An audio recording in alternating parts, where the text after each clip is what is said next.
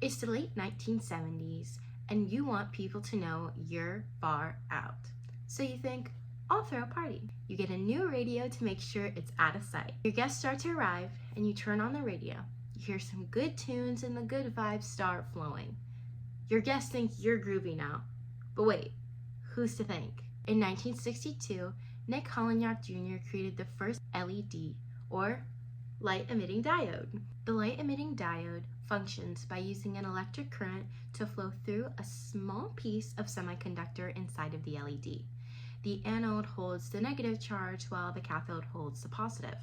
This allows the LED to emit photons. At its creation, the LED came only in red, and its lighting power was limited.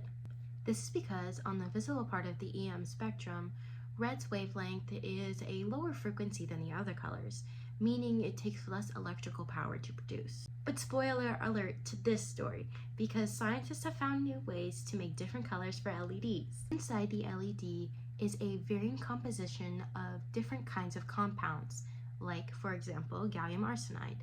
This is the most common of these compounds, and it does produce the color red in your LED. Using variable compounds means that you get varying wavelengths, which allowed for scientists to produce new colors of LEDs. But to shine a brighter light on its present use, they have been applied to things like brake lights, billboard signs, remote controls, and general indicator lights.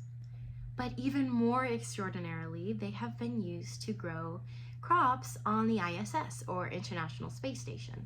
This is because they produce a photosynthetically active radiation and have a high rate of efficiency compared to incandescent light bulbs, meaning they don't have to replace them as often and are much more cost efficient and energy efficient.